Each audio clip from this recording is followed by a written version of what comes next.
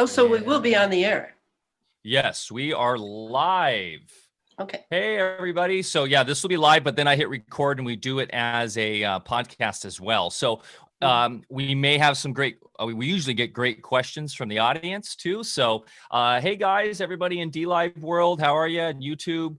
Let me make sure we are on YouTube. We're actually going to be on Facebook as well and Instacrime today. So on all the corporatist platforms, because we're going to use their own systems against them. That's what we do. So, but eventually we will be getting off these platforms completely as the world shifts to decentralization. But yes, we are on. So what I'm going to do is fire up the podcast. I'm going to hit record and we're going to get going with Elana Freeland today. This is an exciting podcast. I've been looking forward to this one. So I'll hit record and let's do it. And boom, we're back for another episode of AlphaCast. I'm Mike Winter, and I'm here as always with Dr. Bear Paul Orlando up on the beautiful Smith River in the great state of Jefferson, where we are, it feels like we're already in winter. I guess technically winter hasn't hit yet, but it seems like winter's here with the grand solar minimum kicking in. Fall seems to be disappearing, and we're going from summer to winter, but that's the way it is. And we're loving life here. We're about to get a lot of rain. And wow, we're already in December, Bear. It's just been quite a year of growth for Alfa Vedic. I know this has been a tumultuous year for many.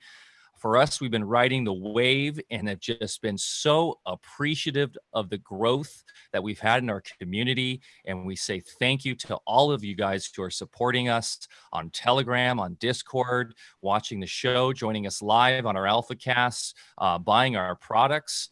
You guys have just really been amazing, and we're so grateful for all of you joining us on this amazing adventure this year. It's really been quite a year for us, and thank you so much. We have just an amazing growth in our co-op as well. If you guys are interested in joining us in a more intimate way and getting involved with Alfa Vedic, we have our executive co-op, which is really just expanded rapidly. We just had another executive co-op meeting on Monday. It was fantastic. We're coming together, we're collaborating, we're creating community, we're developing bartering tactics and techniques and figuring out ways to help each other. People are interested in becoming practitioners themselves and learning how to heal themselves and their neighbors and through community outreach. And it's just been an amazing experiment so far, and we're just couldn't be more thrilled. So if you are interested in finding out more about this, you can join us on Telegram at t.me/Alfa Vedic. That's a great way to kind of dive in. It is a pretty intensive room, so if that's a little too much for you, you of course can check us on traditional social media, which we're slowly getting off of. Facebook, Instagram, etc. We're also on Discord, which is a more of a kind of a forum aspect to it. So it's people really enjoy that too. And that's alphavedic.com/Discord. And then of course, on Patreon at patreon.com/Alfa Vedic. That's a great way to not only support us, but join the co-op. You get discounts on the products. You get exclusive content. We try to throw in free books every week. We're going to be developing more content on the farm, giving you guys practical ways to grow your own food, grow your own medicine, and really become soil farmers and getting your soil optimum so that you guys can really be setting yourself apart from even those farmers by you that are growing amazing food. We're going to give you the ability to go to the next level, and it's really exciting. So patreon.com/Alfa Vedic.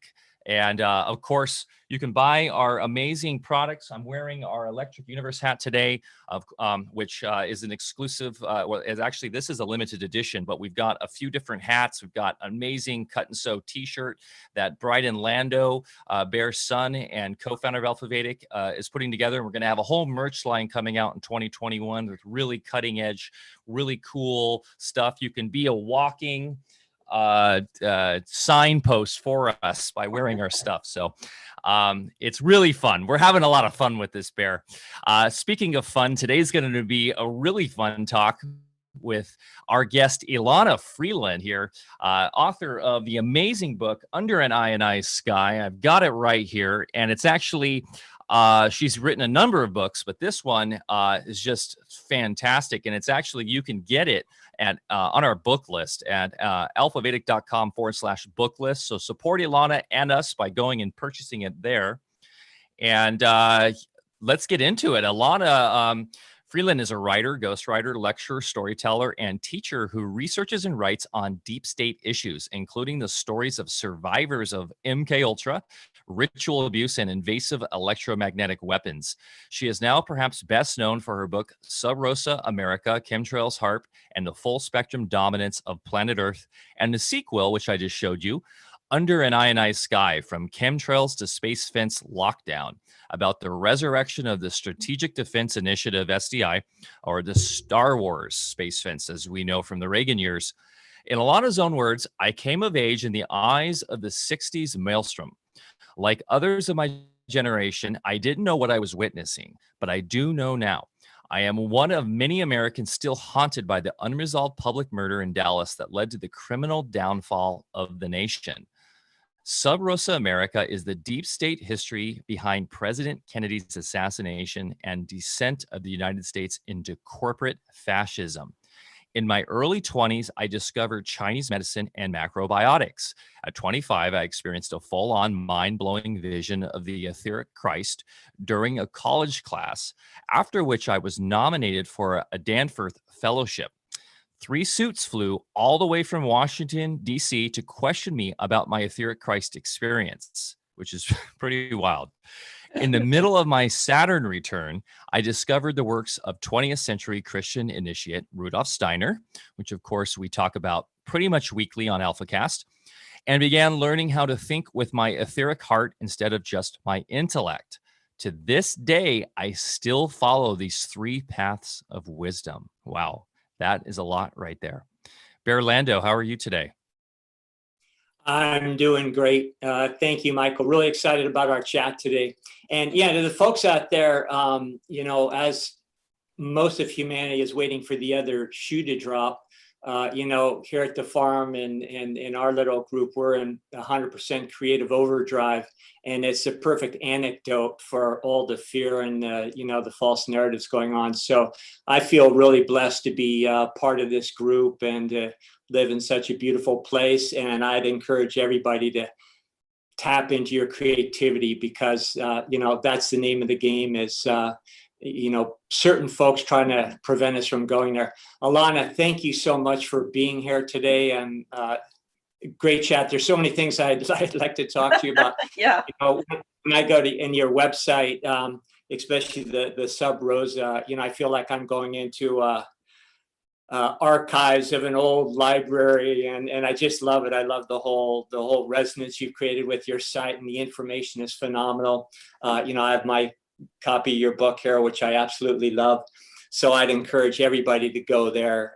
You won't be disappointed. Elana, we have a very educated audience and they understand, that, we are getting sprayed like bugs. There is a such thing as electrosmog. Everybody's very well aware of the effects on our biology. We're under a full kitchen sink assault right now. But, what really disturbs me more, what I'm more concerned about, I should say, is the effect it has on our subtle anatomy.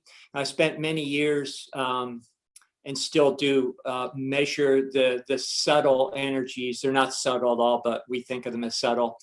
That is just as important as our biology. And then the subtle layers also serve as compartments, and they're there for a reason, just like compartments of the body. You don't want the lower bowel leaking into the peritoneum and, creating problems. And also we don't want contamination of, certain lower astral levels contaminating, our finer, spiritual levels, we'll say.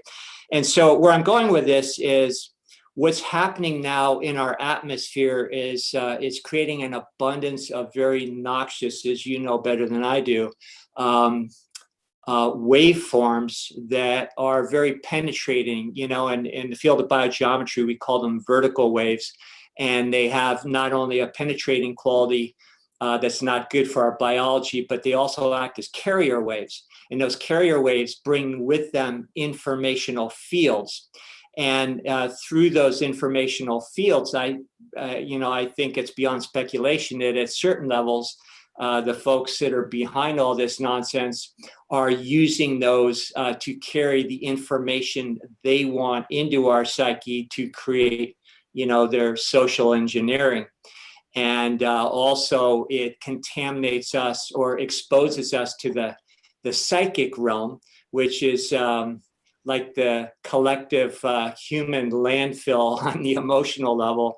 And, and we're getting all that contamination at the same time. So, I know we have a lot to talk about, but if we could maybe get some of your thoughts on what I just said as well, because I think it's an area that isn't often addressed as we're talking about chemtrailing and EMG and such. So thanks again for being here, and we'll just take this wherever you'd like to go.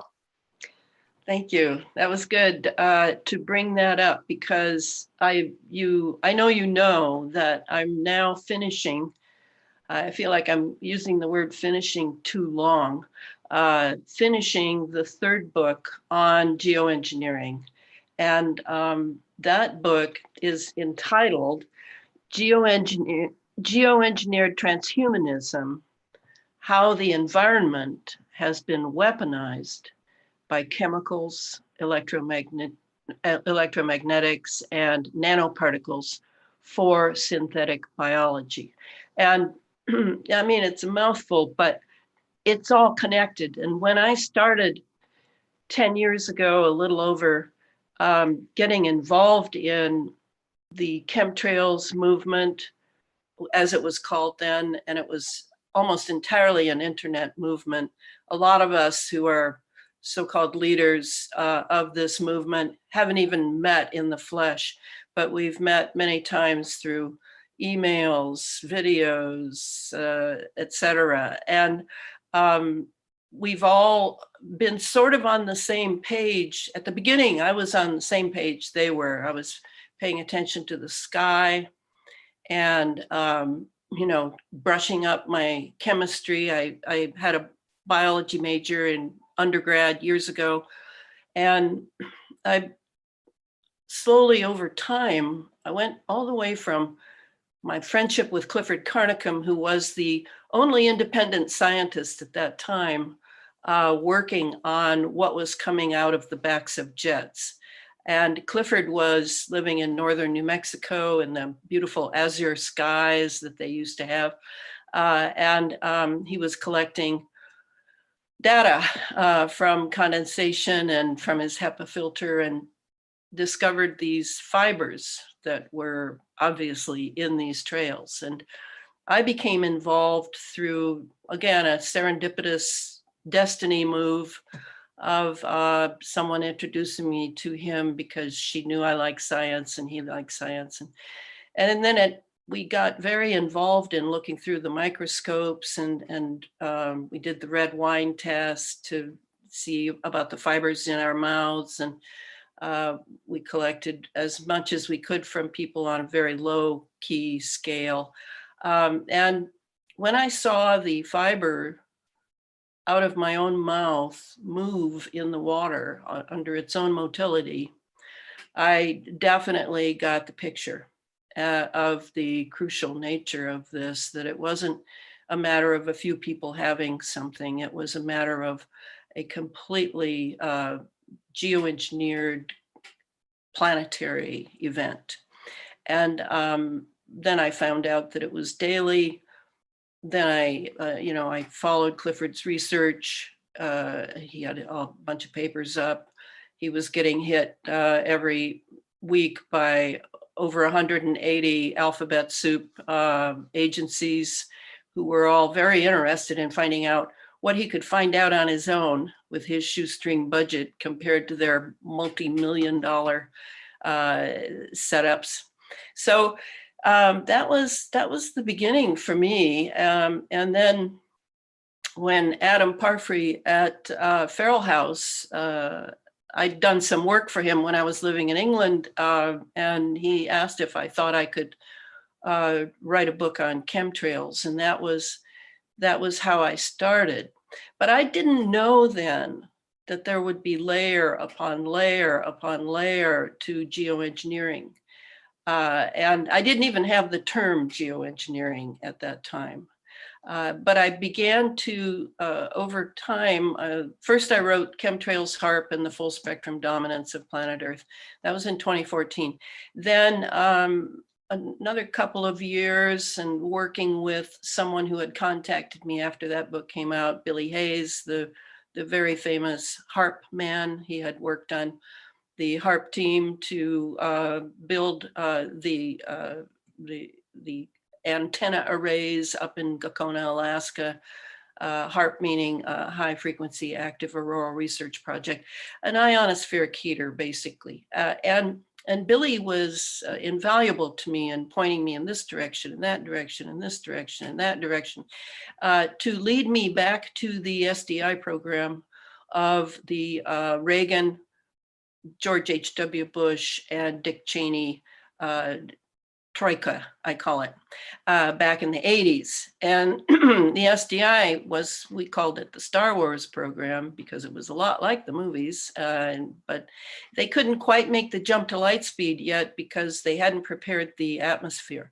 And so with the chemical trails and the jets flying every day, not just military jets, might have started there, but it went quickly to the commercial jets under Project Cloverleaf, where they all signed NDAs not to discuss this top secret classified program.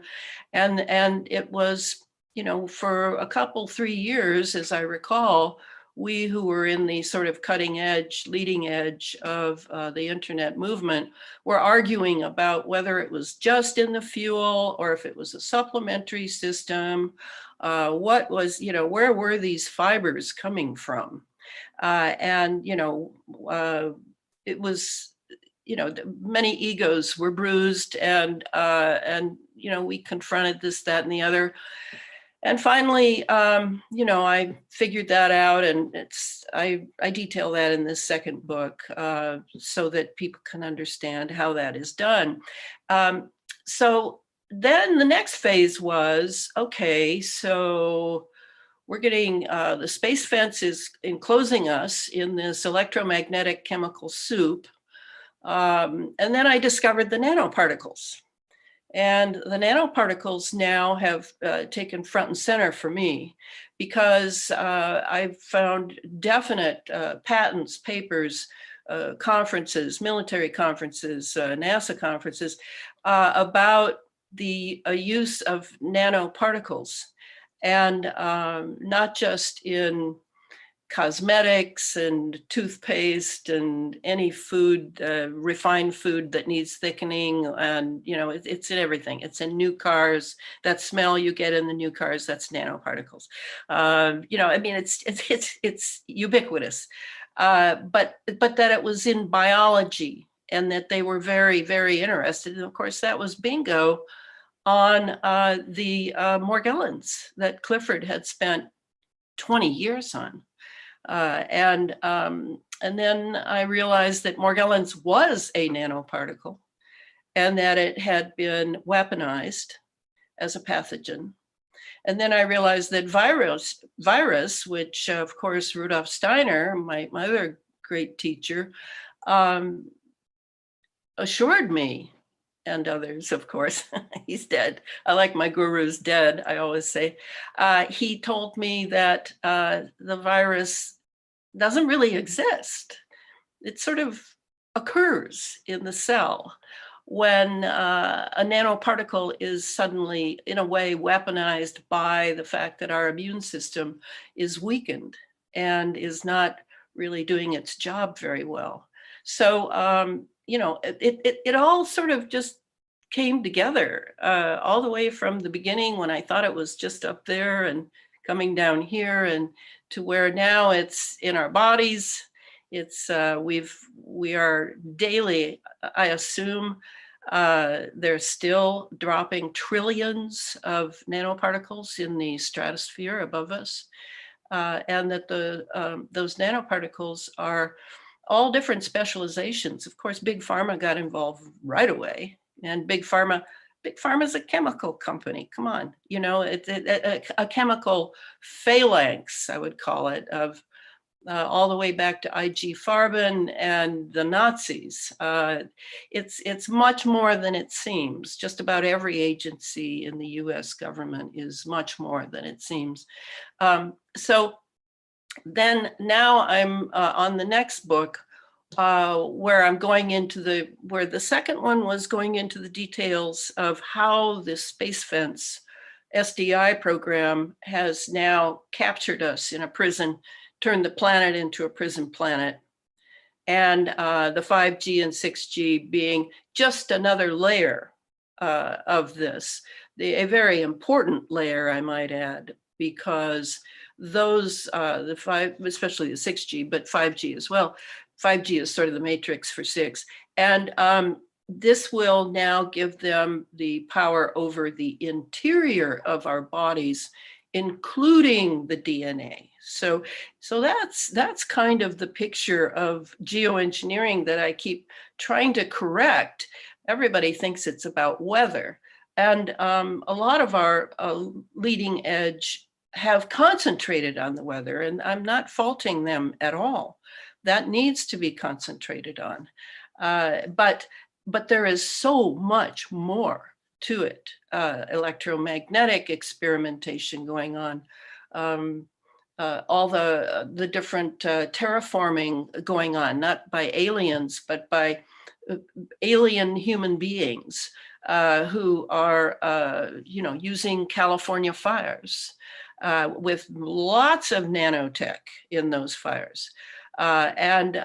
You just have to return to your senses and your perceptions rather than wait for the experts. That's kind of what's happened to us through this media-driven culture that we live in. Is they've driven us to doubt our own perceptions, doubt our own common sense, and to go to wait for the experts to come forward. Well, as you and I both know, the experts have not come forward. They have hidden behind calling anyone who questions anything a conspiracy theorist, et cetera, the usual CIA litany of assaults. So we're on our own. And for me, that's good news, because I've kind of always been an individualist since I was a very small Romanian girl, living in an Eastern European community in Detroit, Michigan. I was an only child and have just sort of had a very active intellect, and have been exceedingly interested in where I landed and figuring out what's really going on here. So, I always invite people, this is the good side of this chemical trails and all this stuff pouring down on us, and we're breathing it in, and it's going into our blood system, it's going into our organs, our tissues are going easily through the blood-brain barrier. All of this is the dark side's plan to transhumanize us, to make cyborgs out of human 1.0. And create this other that they can then rule and manipulate, and so they can defeat this free will nonsense. But really, the good part of this is, as you can see all around you, wake up time to wake up, time to get going here, because we're really pressed to the wall now. And it seems to be the only way that many people wake up is through a cataclysm, catastrophe, some sort of terrible, painful war or something. People often ask, why can't life just be peaceful? Well, let me tell you, because everybody sleeps. Everybody sleeps. And you are definitely becoming a true adult and maturing when you don't need that anymore in your life. You are awake, and you are just doing it one foot in front of the other every day. And it is the creative life. It is the real life. And everybody else is sort of just just coming along at their own fumbling pace. So for me, the more I learn about this stuff, I mean, yeah, there's some sad parts to this, of a lot of suffering that comes, particularly for children, I'm sorry to say. Welcome to the planet. We're going to shoot you with as many vaccinations as we can get into you for as many years as we can talk people into putting up with it. So now it appears that, I couldn't believe when this whole thing happened almost a year ago, this lockdown and the COVID-19. It was like it was tailor-made for me with the book I'm writing. It was like, wow, this is perfectly timed, it appears, because those are the very things I'm going into to point in the direction of how the environment has been manipulated to be able to, in a way, do epigenetics on us as we speak. It's really amazing, and that everyone slept through it while they did it. We watched the geoengineering happening in the skies. We saw this crap coming down. We saw the Morgellons sores. We saw the degeneration of people's immune systems in various so-called diseases, which are really symptoms. And we analyzed soil, and soil was just depleted and turning alkaline, and the oceans were turning acid. And it was happening all around us this whole time, but nobody knew that it was one thing going on. Nobody understood that the geoengineering was about a lot more than just controlling the weather.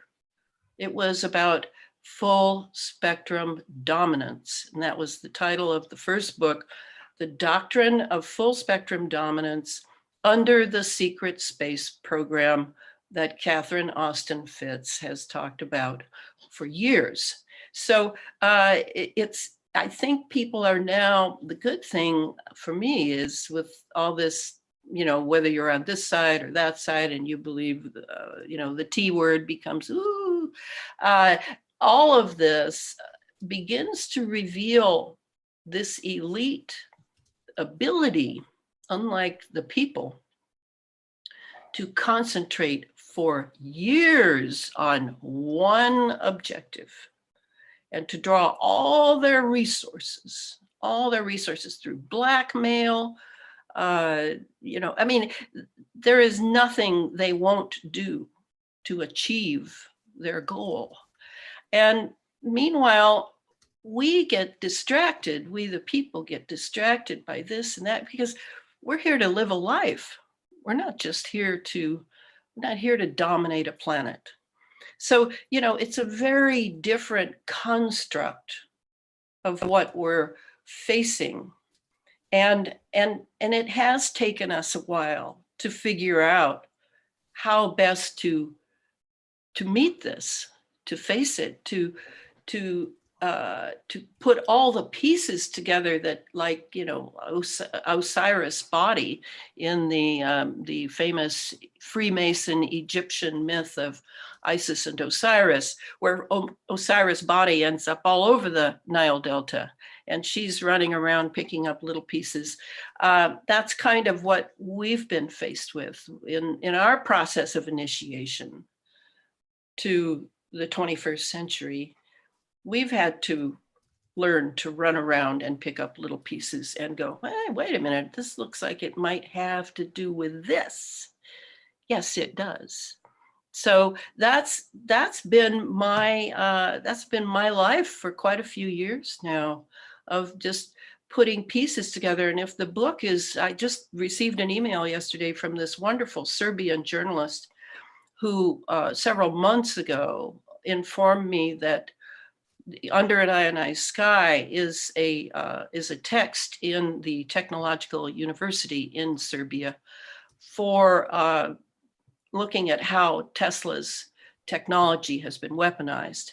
And now I get an email that the former president of a corporation is using the book as proof that NATO cannot be trusted, and pointing back to their history of being doused with chemicals early on. And I had that in the book. And so, and I'm so thrilled they translated it into Serbian or Cerulean alphabet and everything. And it's the one place in the world where Tesla was from, I have to say. I'm sure Tesla is behind this, that understands why that book is important.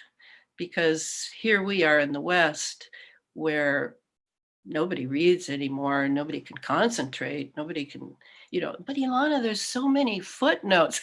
You don't have to read every footnote.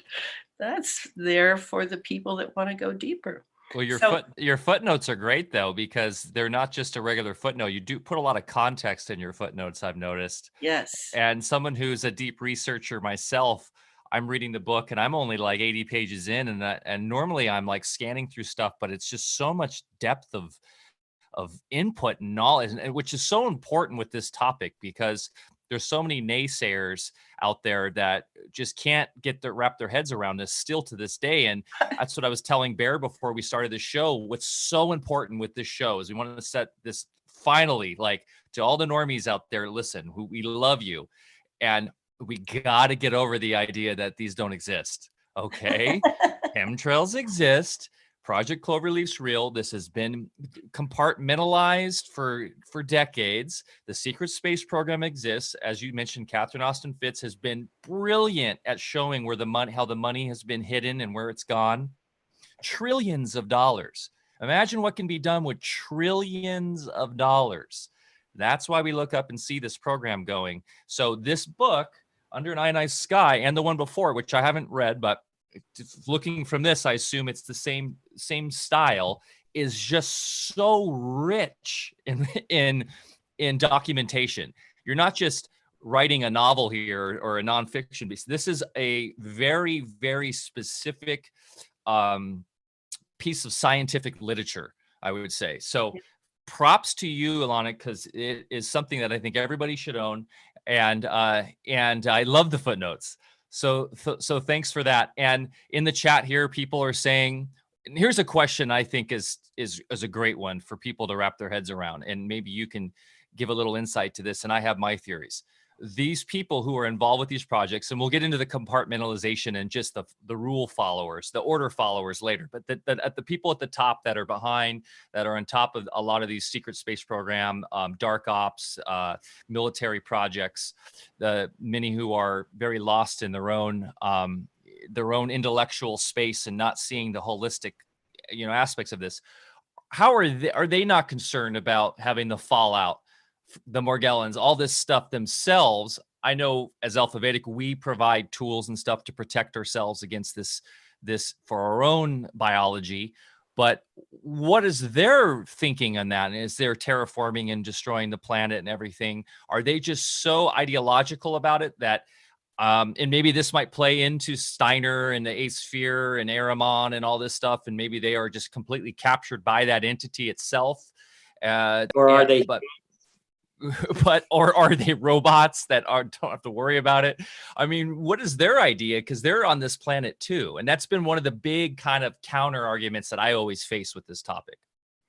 Oh, well, if you're talking about the very, very top, I don't know if you've ever known anyone from elite families. I mean, mega rich elite families. Bear has, and I kind of have, yeah. They're not raised the same way we are. Not at all. Their children don't watch TV. Their children don't take vaccinations. They are prepared from birth, in my opinion, by pain and trauma. And they are raped as children. They are abused. They are present at rituals to absolutely traumatize the soul. And then they're rebuilt. They're rebuilt to serve what the elite bloodlines want for this planet. And, I was listening to a David Icke's latest. I used to be a big critic of David Icke because I saw that he was being used as a gatekeeper for the blue collar middle laborers of England. He's come a long way. Well, I assume I've come a long way too. And he was talking about how this is all set up. And it answers your question. My first answer that I had several years ago was, and it's true, they have the antidotes. All the way from, they have the best filters, the best hepatitis filters in their homes. As you know, many of them have built underground. They have the best food, the best of everything. And even that machine that we saw in that pre-programming film Elysium, they have one of those too, one of those incubating, fix your bloodstream type of Rife, maybe a Rife machine, whatever. They have these things because they can afford them easily. So that keeps them going. But as far as their intent, I think that we have to understand that they don't take life passively like most people do. Most people feel that their destiny is sort of meted out to them, and they learn to take a very passive role in what they can achieve for themselves, or what they how they look at themselves, etc. And these elites, if we're talking about the very top, they don't do that. They have things set up for them before they're ever born. And then they get into the saddle and they keep going. And if they don't, they end up like that poor, I think it was Michael Rothschild in that Paris hotel, strangled in his bathtub. So it's a pretty hard road they lead. And yet when you get down to it, they are committed. And their life, for a lot of them at the very top, their life is just a small thing, because they're part of a much larger thing, and they know that. Whereas most people, where individualism is just barely getting going and pulling us out of the group soul and collective, and now we are confronted by the Bill Gates of the world, who want to put us back into the hive mind and turn us all into nanoparticle run entities. We tend to get distracted and, oh, wow, I never knew about this. And, that's the trouble with incarnations, is you come back and you get hit with your time and the themes of your time. And now you got to start dancing right away, and got to figure out what's good for you and what's not. And it's it's understandable that we're distracted. They are in an army of elitism, and it's not a pretty sight. I don't envy them in any way, shape, or form, but we must understand them so that we can understand the enemy, much as George Patton used to study the Gallic Wars of Caesar in order to prepare to fight Rommel on the field of battle in northern Africa. So that's what goes with being a warrior, and I'm a warrior, and you guys obviously and Jefferson are warriors. So that's kind of how I see it. If that's the argument people are using to not believe this is going on, they would be harmed too. They would have to breathe this air too. They would have to drink this water too. Well, yeah, but not really. They'll have their ways. They have the best. They have the very, very best. And in our circles, we do work with technologies that can greatly not just mitigate, but neutralize the things that they are doing. And, what you're describing, I'm very familiar with it. It's, I would call it, as far as the way they program their children, the next generation to carry on, because these are very patient, long-sighted people. It's sort of an inverted spiritual alchemy. Normal spagyric alchemy is you pick the components apart, you put them through a purification, and you reunite them into an elevated whole once again. And they use the same principles, only they, download different kinds of programming in it, so that when they put the pieces back together, you literally have a robot, somebody that's going to carry on the agenda. So unfortunately, things like alchemy and that sort of thing have gotten a bad connotation. And we have to realize that all they've done is taken truth and real science and inverted and then occulted, of course, the good parts, so that the regular folks can't ever, get a hold of it anyway. So it's what you're describing as a very scientific methodology, and it works. And I've actually run into a couple of these characters that were rescued and kind of got their lives back, and kind of defragmented their personalities. So that's definitely what we're up against, and it's difficult for the average person to understand that they're wired differently. Well, let me bring in one more level, because there is one more level, and that's why I mentioned the David Icke interview yesterday that I was listening to carefully, because he analyzed it fantastically. And that is, with my years of Rudolf Steiner, I know that there are entities on this planet. I don't have to import them from Alpha Centauri. They are not necessarily, yes, they are alien to humanity. They are not human lovers by any means.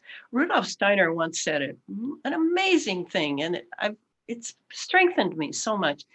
He said that humanity is the religion of the gods. And what he meant by that is we are the only creature, the only spiritual being who enters a material body and lives a material life, much like Madonna sang about in the 80s. We live this material life to develop free will. And most of the spiritual entities do the will of God, if you will, out of their own nature. We are a species that has to strive for our true nature. It is not a given for us. We are faced with many tests and challenges and pain and suffering. There are things that we go through here in this material world that we all dearly love, but it's not easy here. So that's why we're the religion of the gods. All right, so we're the religion of the gods. Then we have some human beings who, through perhaps the torture that they underwent as elite children, lose some portion of their humanity. And now there's a gap. There's a real big hole in there. And as we know, nature abhors a vacuum. And so something enters. And David Lynch's second round of Twin Peaks, which I've now seen 3 times, by the way. I love David Lynch. He has this amazing scene of the desert in the 40s and 50s, where these creatures enter an innocent girl. Because we don't know about them. We don't, most people in America are materialists. They've been conditioned and brainwashed to be materialists. They don't have any inner life. They'd rather watch TV. And that is a vacuum, and something will come to fill it. And you don't get to decide what it is that will fill it. That's the problem, is certainly in the elites. Are we dealing with real human beings anymore? Or are we already looking at human 2.0? You see the problem? That 2.0 may not just be plugged into AI and be cyborg. It may have something else going on, which John Lamb Lash, a previous teacher of mine, John says it's the archons. Mm-hmm. And we don't know much about those realms, because here on planet Earth, we need all of our forces to be directed at survival first, and then figuring out the questions of existence, et cetera, et cetera. We don't spend a lot of time on that. And so I believe that that's yet another level that we have to consider when we're talking about how these elites survive in a world that they have made inimical to human health and human mental health. And maybe that's why they're terraforming it. Yes, and that's part of the terraforming, for sure. When we're looking at decisions like by George Soros, et cetera, who's a lower minion, he's not one of the top, we have to consider that we might be dealing with, as Paul says in the New Testament, powers and principalities as well. Not just a human being, not just a greedy bastard. We have to realize that with our electromagnetic spectrum, and that's what David goes into so well, and I talk about it all the time. You look at the electromagnetic spectrum and look at our visual, look at what we can perceive, this teeny little area. That's all we can see. That's all we can perceive. Why would the divine world make it that way and give us not enough for all the way to the gamma rays and the radio waves and the microwaves? Well, that's been our condition up until now, where we've needed all our skills to unlock our perceptions and to have this fantastic experience, soul experience, of perceiving the real world, the beautiful nature. There are reasons that we have not been allowed into these are all sort of noli me tangere places. You're not supposed to go there, not supposed to touch those things. There's a reason, but now the elites have pushed the envelope to the point where now we have to look. And that was one of the big things Rudolf Steiner said as well. He said, what we will have to do in the 21st century is we will have to encounter evil and name it. And he didn't mean give it any old name we wanted. He meant out of its very nature to really name it. Now, the word Satan has been around for many years, and there's other Ahriman, et cetera. But this means to really look at it and use that perception that we have that no AI is ever going to have. Never. Because we have skills that AI can't touch if we are real human beings. But if we sell our humanity and we let it just sort of drift away like, it's just a matter of being a body, well, there you go. Yeah. And that's where our DNA comes in, back to your initial remarks and how important the DNA is. And of course, they telegraph exactly what they're up to when they're desperately trying to change the human genome with, injecting us with foreign DNA and everything. What people, I think, have to understand is every strand of DNA operates as a dual impedance antenna that's constantly resonating and keeping a homeostatic balance with our external environment. So now with the tampering of our environment and the atmosphere, of course, what is our DNA pinging into, as opposed to the original patterns that used to be there? All these overlays are what we're tapping into.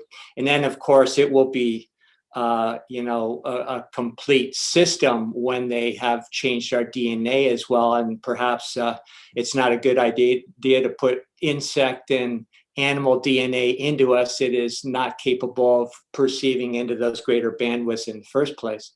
And what is it doing to have aborted fetuses in the vaccinations going into babies?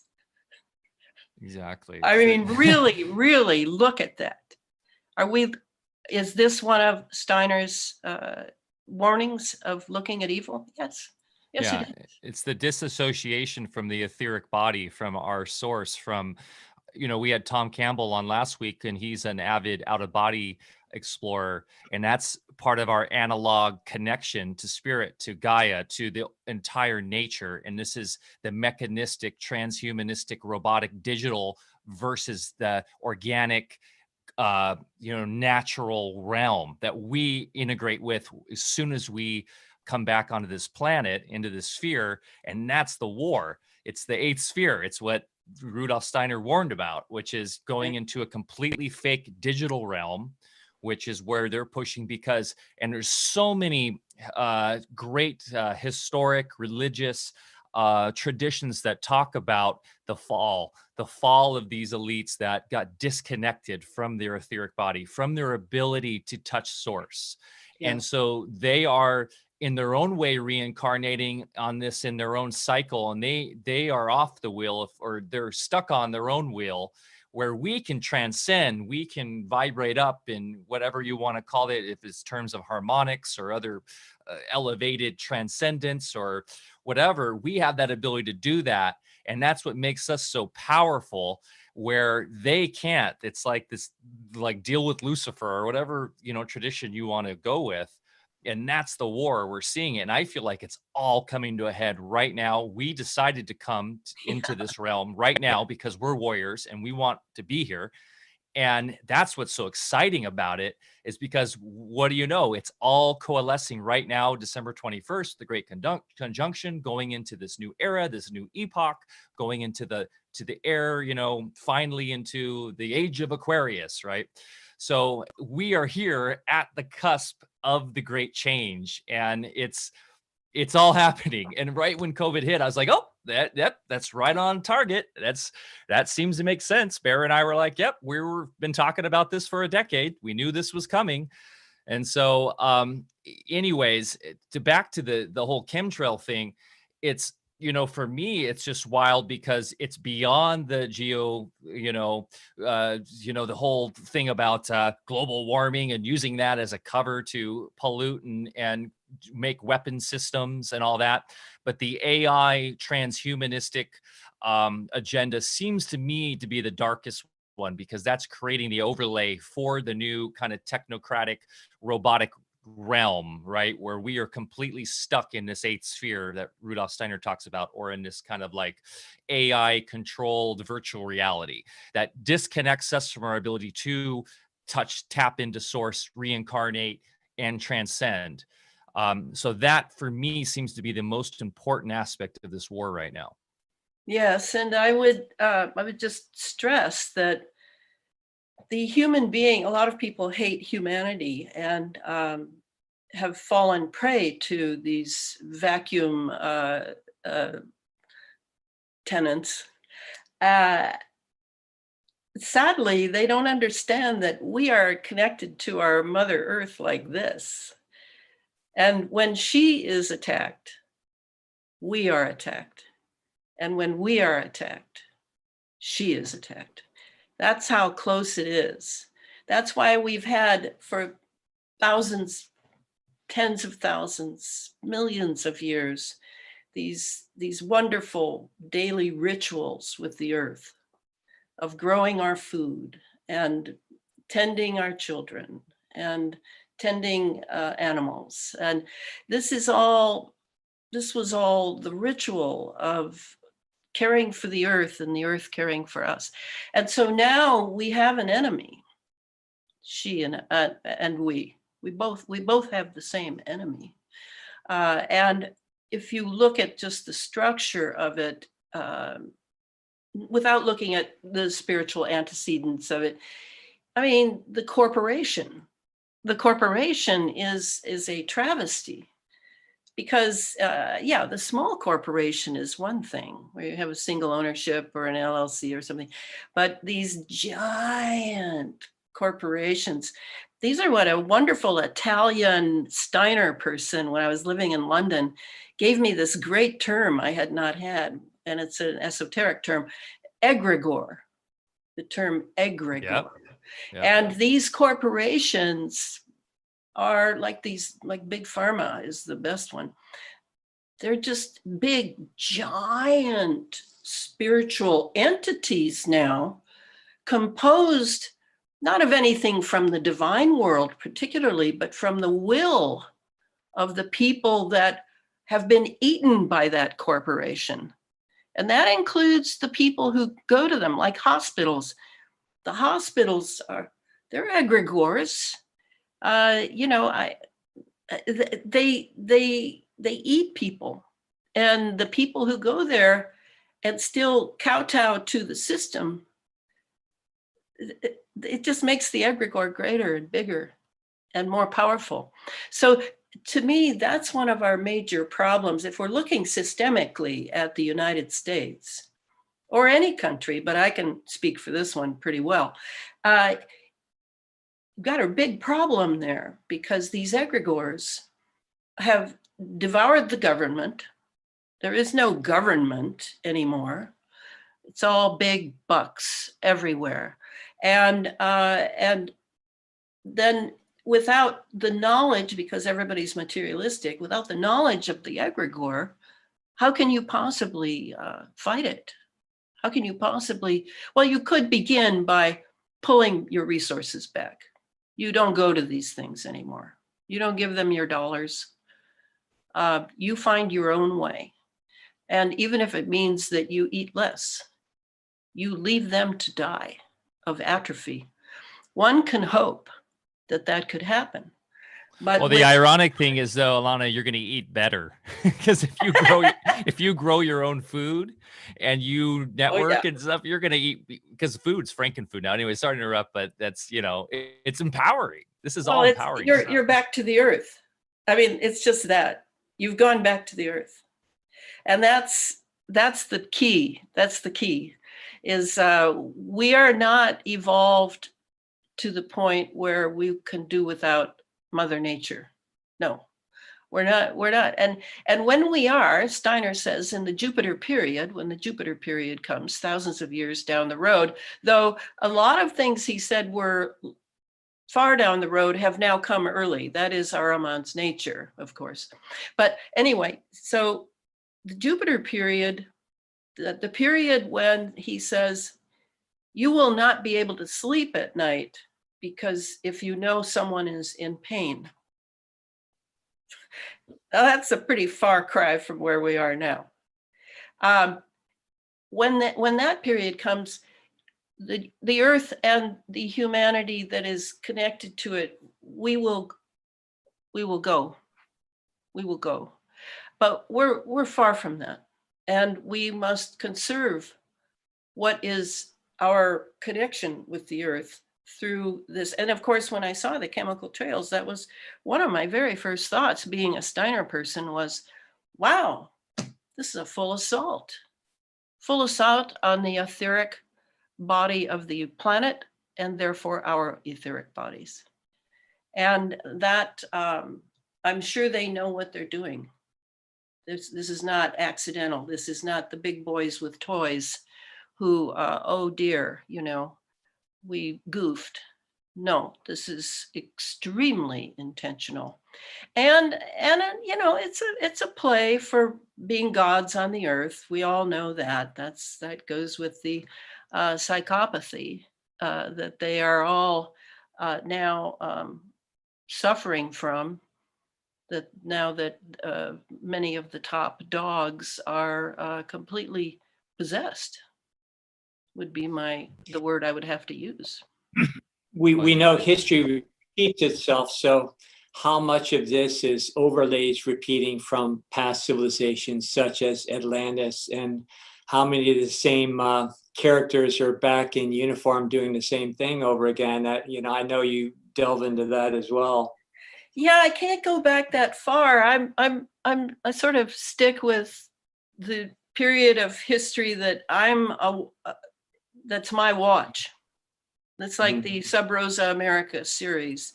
I do talk a little bit about Atlantis and things. And of course, there are things left, a big trail behind us, right? Wherever we go. We're like Pigpen in the Peanuts. Schultz cartoon. Yeah, there's a cloud of dust coming with us of our past karma. And certainly I have had some of that on a personal scale, I happen to know, that I've had to grapple with and transform to do what I'm doing now. So yes, but my responsibility is like when people talk to me about aliens and things. I just can't. I know these things exist. I'm not sure about the take on it now because the CIA has so abused its privileges along those lines, and making stuff up and abducting people and and making it sound like it's aliens. And so I don't know. That's not my jurisdiction. But my jurisdiction is back to the Kennedy assassination, because I'm sure you've heard me say in an interview, I had tea with Kennedy in the Rose Garden when I was 15 years old. And he was a giant. I mean, I was sensitive to, in a way, who he really was, in the sense of past lives, etc. So I knew I was with a giant. And then when he was killed 3 or 4 months later, I had to go back and give talks to the civic groups that had paid for my trip to Washington, in Girls Nation, which is where I encountered him. I was in Girls Nation. Bill Clinton that summer was in Boys Nation. We were both there with Kennedy in the Rose Garden. I didn't know him. He didn't know me. We never knew each other. But that's my period.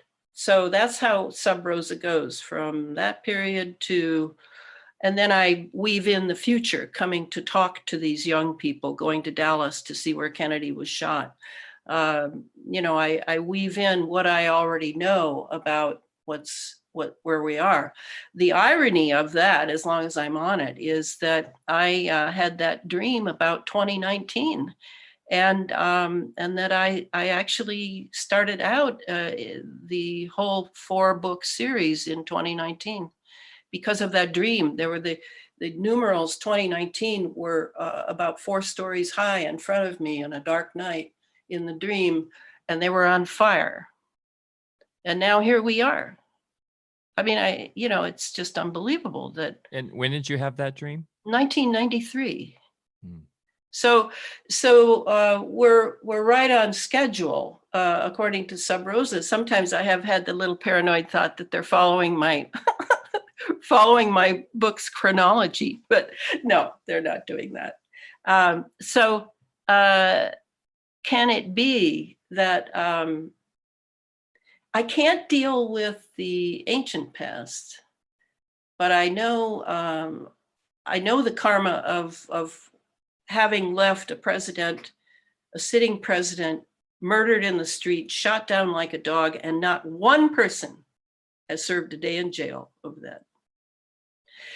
That was a big mistake.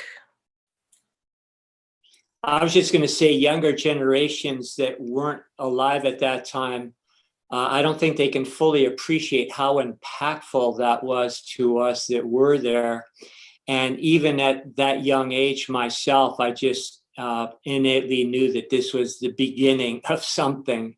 And it was just, it really touched all of us very, very deeply. And it was a huge event. Well, it was huge because it was ritualized.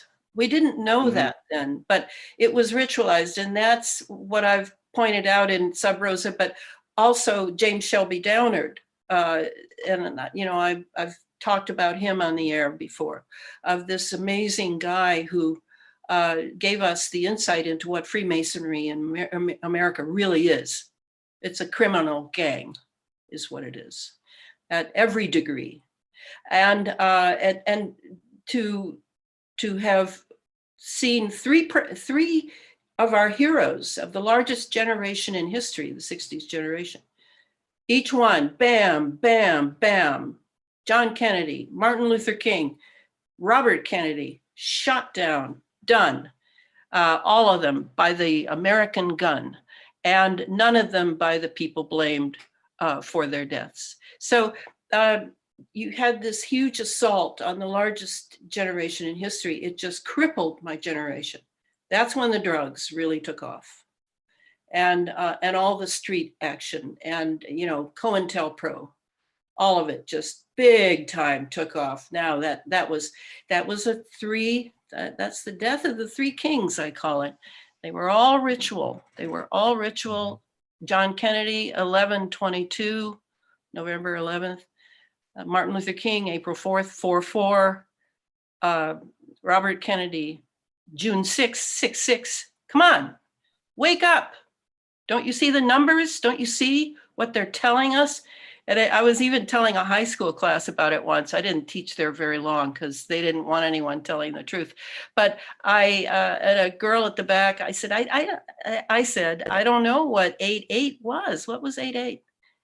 Or was there an 8/8? There must have been 2, 4, 6, 8. Who do we appreciate? And she raised her hand and she said, Miss Freeland, that was Watergate. Yeah, it was Watergate. And, it was like, you didn't kill that president, you just let him walk, right? So if we can possibly, as Erich Fromm, the great psychoanalyst, said, learn this symbolic language to some degree and understand when it's being used against us, because it's being used against us all the time, like COVID-19. Do you think that's by accident? These are all, the symbolic language leads us into the spiritual side of things, almost painlessly. And they use it all the time against us through our symbols, through the symbols they teach us. Why can't we pay more attention to how the symbols are being used subconsciously against us? And wake up there as well. That's my hope. Yeah, dark magic. Yeah, they use lesser black magic all the time, but we don't believe in those things anymore, right? Again, we're going to have to take another look because we're dealing with powers and principalities. Yeah, and I mean 9/11 is another big one, right?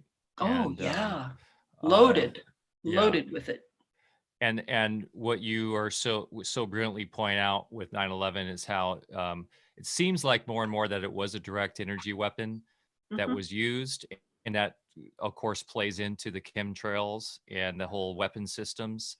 And then it was funny. I posted a post that was all about perspective. Someone posted, imagine being born in 1900, going through World War I, going through Spanish flu, then going to the Great Depression, then going all of a sudden into Nazi and World War II, and how imagine, now look where we are, where kids are complaining that their internet's down so they can't order on Amazon. Ha ha ha. But also, if you pull back on perspective, look what we've been going through, which is the technocratic slavery system. So we go back to, the 1986 vaccination act that opened up, direct poisoning to all babies coming into this realm. Then you go to 9/11. Then you go to, for me, the big one was Fukushima. That one was a really big one because it was kind of like the first all-out, use of that I'm aware of, use of this weapon system to cause a mass environmental impact by taking out a nuclear reactor to poison our oceans with nuclear waste. To me, that was like a massive thing. And now we're at COVID-19. So in the same way, what's more insipid than the all-out false flags of World War I, World War II, is that we're now dealing with a much more global technocratic hidden war that to me almost seems a lot worse than what people were going through back then. Oh, it's a completely different kind of warfare. You're absolutely right. And what one can find, I think it's in that other book, but I talk about it in this book in a different way. In the 90s, the military went through a revolution. It's called the Revolution in Military Affairs, RMA. And RMA was primarily run by Lieutenant Colonel Michael Aquino, who is the high priest of the Temple of Set, a true practicing Satanist. And he became tremendously powerful through his psyops that he had done in Vietnam. He was involved in the terrible, terrible Cambodian secret war going on. And we had Michael Aquino for 30 years in the American military. And he wrote the essay that everybody should read, Mind Wars. It's a military essay in which he says that unless we turn more to psyops, and what by psyops he means satanic psyops, unless we turn to psyops, we will not vanquish our enemies anymore. They will overcome us. It's sort of like MK Ultra was sold to Congress by saying that the Koreans had brainwashed people during the Korean War. It's the same kind of tactic. But that revolution in military affairs was a very big deal. It brought in asymmetric warfare, which is what you're seeing now. It erased the line between civilian and soldier. It erased all kinds of lines of decorum, believe it or not, in warfare. All those are gone. Those are all gone. Just do whatever you damn well want or need to do, and in order to win. So yeah, this is all against the citizenry, and the other was too. But it was sort of disguised as a good cause. And people believed that for a long time. I think Vietnam finally broke us from that, oh yeah, we're saving democracy from communism. And that's still being attempted to be used, but it doesn't really work anymore because somebody's making a lot of money behind the scenes of these wars. And the secret wars, even more so. I mean, how much have the secret wars where you send out special ops to do dirty wet works, how much money has been made of that? Oh, well, tons. And it's probably been carrying the American economy for years. So yes, the war is now brought home against citizens. And I don't know quite how that's going to play out now. You can't just start rallying behind the Constitution when you have a media network like we have and this amazing space fence lockdown infrastructure of electromagnetics and nanoparticles and chemicals. You can't just go back to the Constitution as though everything's going to be okay. This is going to call on something else that will have to, my hope is anyway, that we're not going into a total, that we'll have to look at that and weigh how to do this, to have this kind of communication capability, but not kill ourselves while we're using it, and not allow the fat cats to really use it as a weapon against everyone who's not doing what they want.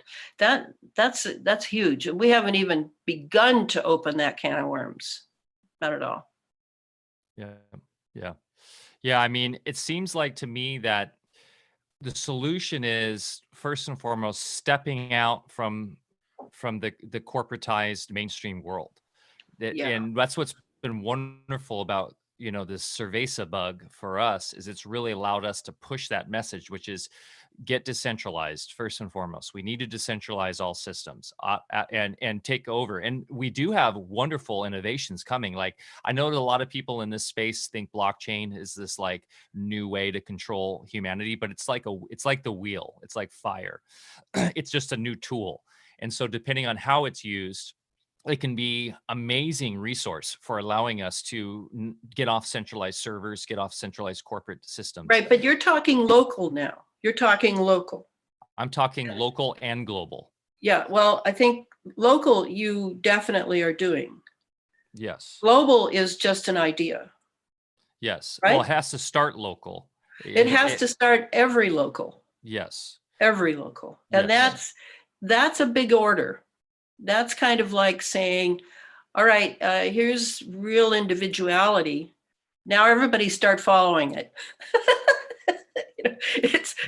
It doesn't make any sense because everybody's going to have to take their own path to it, right? Or not. Well, the one thing though too is it's about awakening and first and foremost, yeah, cleaning up your own backyard, cleaning up your own soul, your own spirituality, and people are searching for that right now.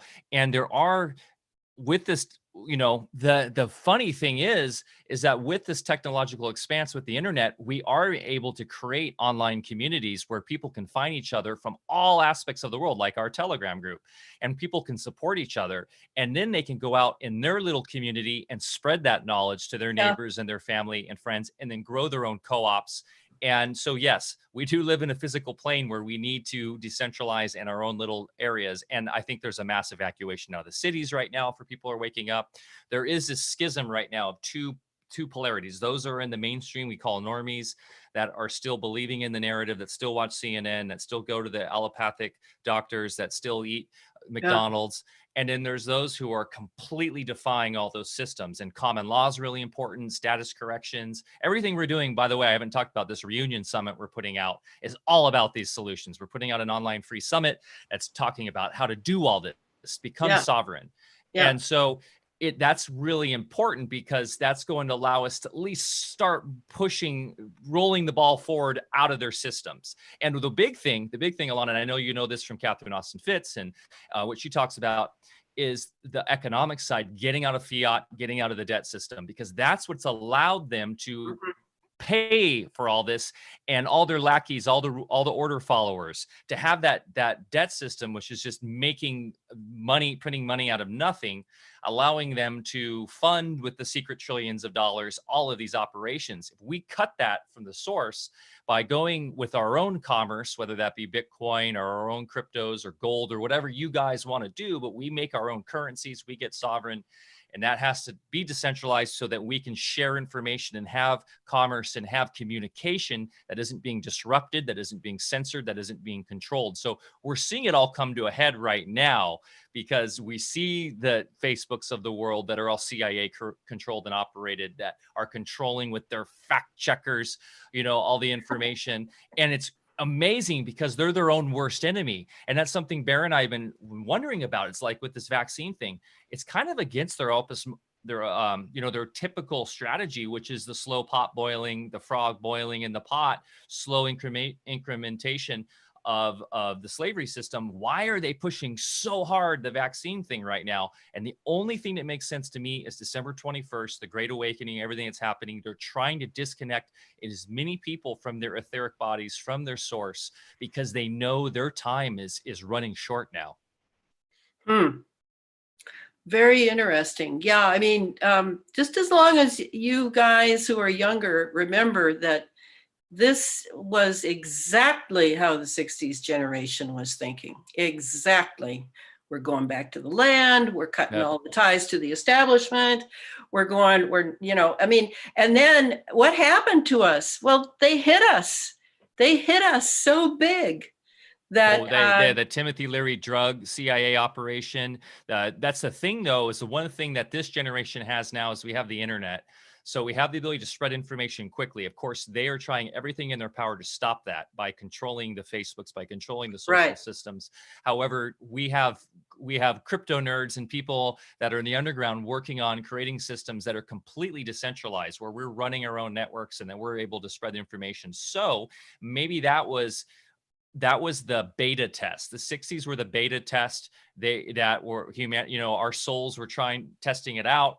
It didn't work out. It wasn't the time. And even Steiner said, this is the time, right? He mentioned like right around 2018, 2019 was when it was going to be kicking in. So you get to be here to witness it. And I'm an eternal optimist. And I really believe everything's lining up right now for this great awakening and this great change. So it's really exciting, and we're being literally pushed into it. So just as long as you know that it's not just physical. It's not just physical. It's the inner life. The inner life that maybe I'm wrong, and my life has been for naught. But I perceive that my efforts, and this is what drives me, my efforts, if I retain that integrity of the warrior, and I definitely have integrity now. I didn't when I was younger. I was very damaged and wounded, like many Americans are.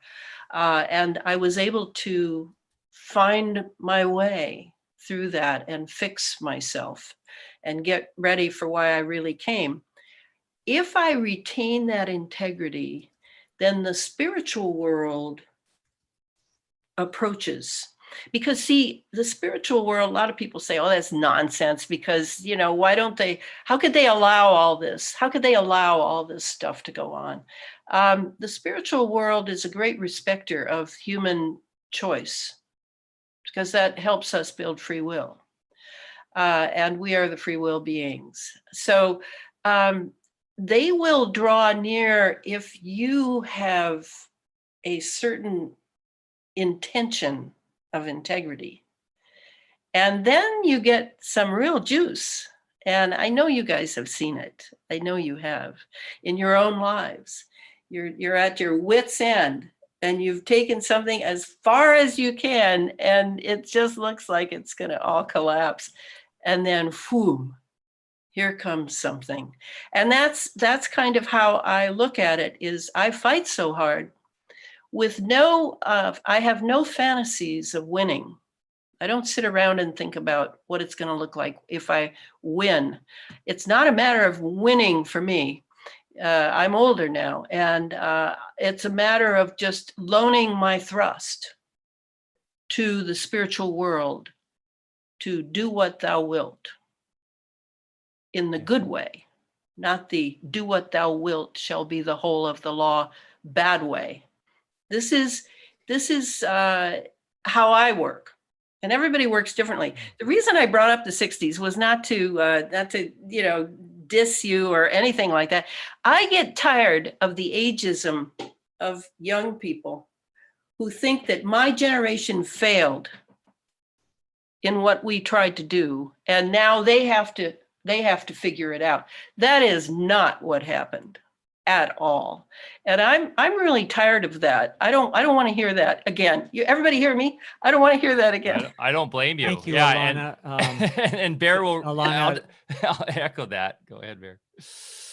now, as a contemporary, Elana, thank you for saying that. I'm tired of being disrespected because we're the failure generation. No, not at all.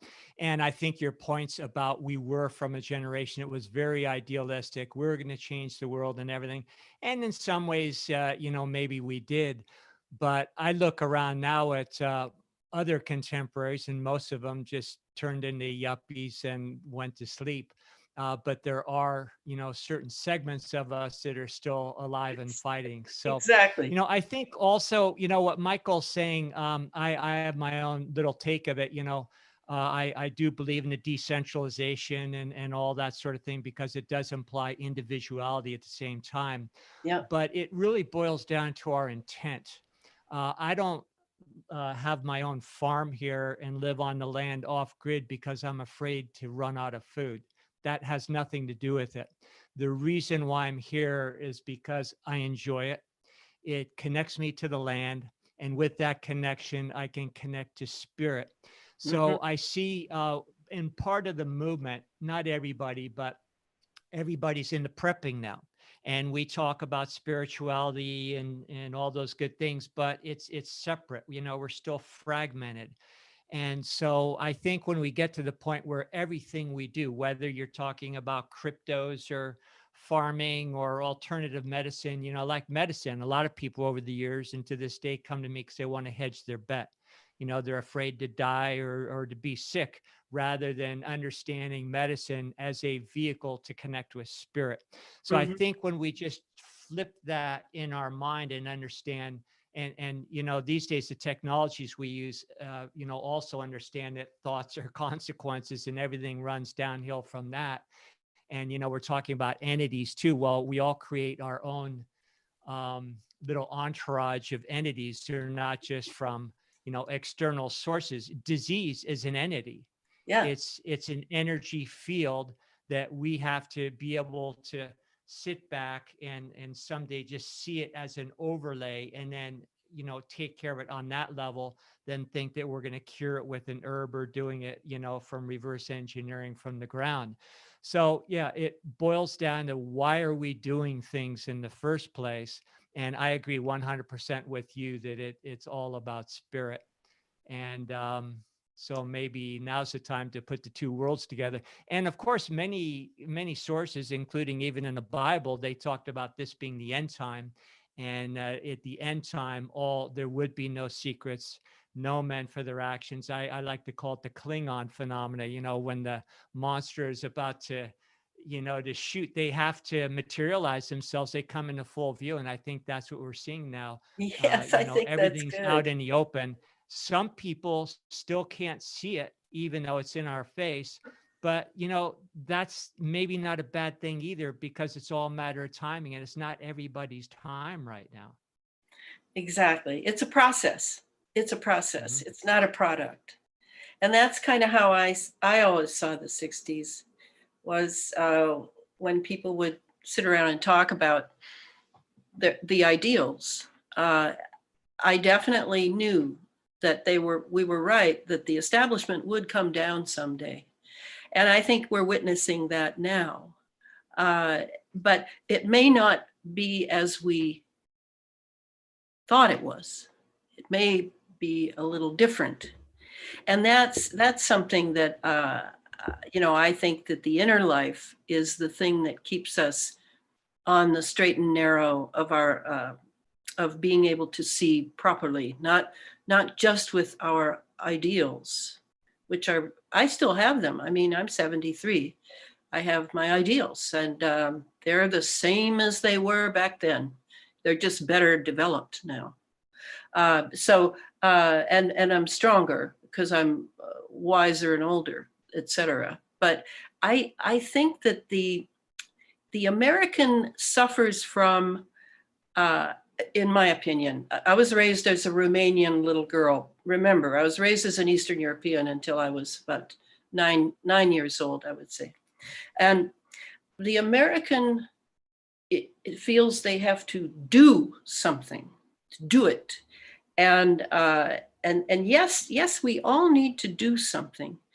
But if we don't have the other part, that interior part of intention, and intention is the right word. Steiner has a chart where I can't direct you to where to find it, but I have it on my wall, where you start at the wish. And then there's the wish, then it goes to the desire, then it goes to something else, something else, something else. And the seventh one is the intent. So there's a maturation process where you say, gosh, I wish things were better. And I wish everybody loved each other, and these wonderful wishes. But it's a long haul to get to where you have intent. And as Castaneda said in his books, whoever wrote those books, that the intent is the power. That's the power. And boy, do I know that one, because I now have real intent. And that real intent can really draw things and hopefully keep me somewhat safe. I absolutely support what you're doing there in that California-Oregon border. I have friends who run the American Eurythmy School down in Mount Shasta. They're actually in Weed, a few miles up the road. And they have money, and they have means, and they have idealism, and they have lots of people that they're training, young people, 30 some students per year. And they have a beautiful farm. I mean, it's just amazing to see. And then they have property in Oregon that they're developing now. And they're very inclusive communities. They are not like me out in the world. In fact, they usually call me when they want to find something out about the world, which I find really bizarre. But I love what they do. They create beautiful intent. the intentional community is what they have done. And I lived in 5 communes, and we all wanted this intentional community, but we had too many chiefs and not enough Indians to be totally unpolitically correct.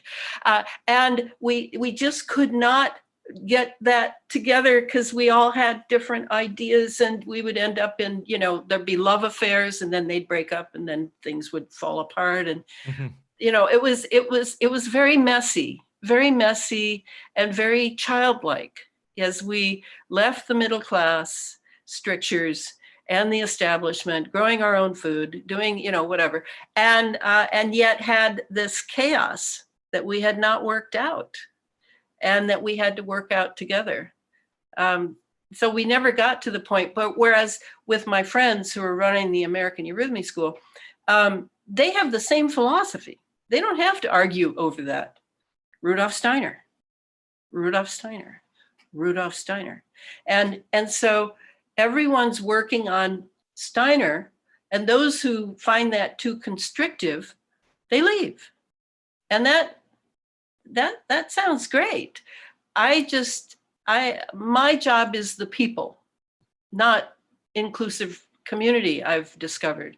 My job is to be, I'm living now in an adult, aging adult, low income federal housing because I've never lived in anything like that. So I moved here to find out what it was like, because I want to know. I want the experience of the people. And I'm willing to put up with, this, that, and the other, but I have to be able to write. That Brooks no nonsense. And if I'm not comfortable in a place, if I don't have privacy, if it's too noisy, etc. So, we all have our job to do here. And I am in 110% support of your job. And I appreciate your respect for mine. Because writing these books is not about changing anything now. I'm writing these books for 50 years down the road when they're finally going to look at what happened to us here. And many of us are appreciating. Sorry, I was just saying many of us are appreciating your work right now. So, if we could, sorry, go ahead, finish. Hey, Bear, you're really low right now. Is there any way you could either talk right in the mic? How are we right now? Are you okay? That's better. Yeah. Okay now? Yeah. Okay. So when you, sorry for interrupting, but finish your thoughts. But then after that, if we could segue maybe back into some of the things going on in the atmosphere and perhaps what part CERN plays in that, and step back a little bigger picture as far as what's going on. Sure, we can do that. No, I was pretty much finished, and we've gotten into some interesting places. It's hard when we're also interested in everything that's going on, not just the atmosphere. Can I just say though, Elana, that I just from a perspective, and I'm actually in my 40s, but from kids that I hang out with in their 20s, because there has been this like kind of neo hippie revolution, or like going to these consciousness festivals as a DJ and doing this. It's like you guys were the pioneers. You guys were the ones that were showing the way. And I tell you, it's like really hip to be a hippie, and it is. And people are looking towards that time. You set that in the Akashic record, that energy that is now bubbling back up, that people are looking towards. That's great. And there's a lot of amazing documentaries. Like some of our favorite stuff we talk about in our Telegram group are all these 60s documentaries of Back to the Land movement, the LSD stuff, like that we've talked about, the documentaries about the guys that wanted to, wake up the world by creating what was the LSD, the original batch. There was like these surfer renegades in California, and like there's so much amazing storylines. And sure, people mess up. We're humans. Things go awry because that's what happens. Messed up. CIA, but being a pioneer, that's what's going to happen. And now you're going to be here to see it, to kind of coalesce back into a new movement. And you are now someone that we look up to as an elder for information. As you're saying, your friends go to you to find out ideas. And that's, so you've served a massive purpose. And I like to think that actually your books, if we do our job, Mhm. It won't be 50 years down the line. Like, people need to be reading this right now No, because I it's know. so important. I So really, I anyways, thank you so much. And I absolutely agree with you. I happen to live in a lockdown state in which the BLM has made a huge ingress. And that is why I well, we get saw a though lot of last flack. we saw last weekend though in your town there were some skirmishes. Did you see those videos? Mhm. Yeah. So Yeah. there are patriots out there that were standing up and saying, no more, no more. We need to have some common sense. We need to get out of the court. So BLM, yes, of course, Black Lives Matter. Of course, and all lives matter, etc. But yes, Black lives extremely matter, but that's a corporate brand. It's a That is a corporate brand. corporate brand that has a specific CIA created indoctrination program to keep people compartmentalized into a mindset of their own slavery. Yeah.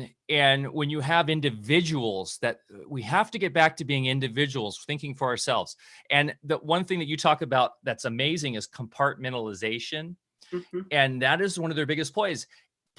And we are all compartmentalized now. Our life is compartmentalized. We don't know where our food comes from. That's compartmentalized. Our medicine compartmentalized. Yeah. When we put our trash out, where does that go? We're so disconnected from the systems that everything is, and it's all about being the modern man and everything just being easy to access, and it's the greatest time ever. But no, we've been compartmentalized to death to where we are so disconnected from reality that it's so easy to mind control the population with something like a Black Lives Matter. And I know you're kind of in the heart of it there in Olympia. I sure am.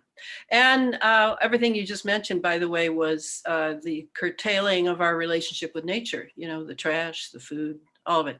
It's all, you're cut off. You don't know anymore about nature. So yeah, okay. So back to the atmosphere. Yes. The one thing that I think is key for you to know, and you won't see as much of it in that book as you will in the book I'm writing now, and that is the nanoparticles. The nanoparticles are really, really crucial because most of them are nanobots. The primary number, I would say the most nanobots that are being dropped in the stratosphere are nanosensors. Those are called MEMS, MEMS, GEMS, GEMS, and NEMS, NEMS. I love those acronyms in the military, I tell you. So these sensors, we breathe them in. They find their way from the lungs into the bloodstream. Then they find their way in through the blood-brain barrier. And then they send data back to what I call the laptop boys.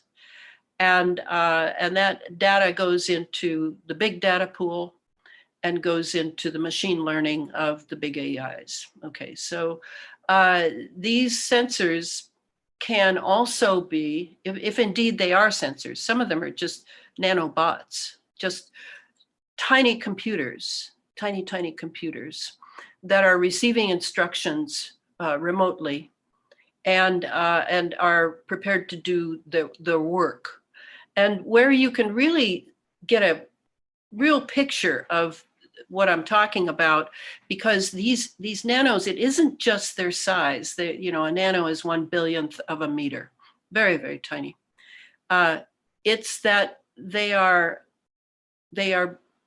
using the nano size to construct atom by atom by atom by atom next to each other, all these different building materials. So basically, right now with biology, engineers are taking over biology, and there will be no molecular biology anymore.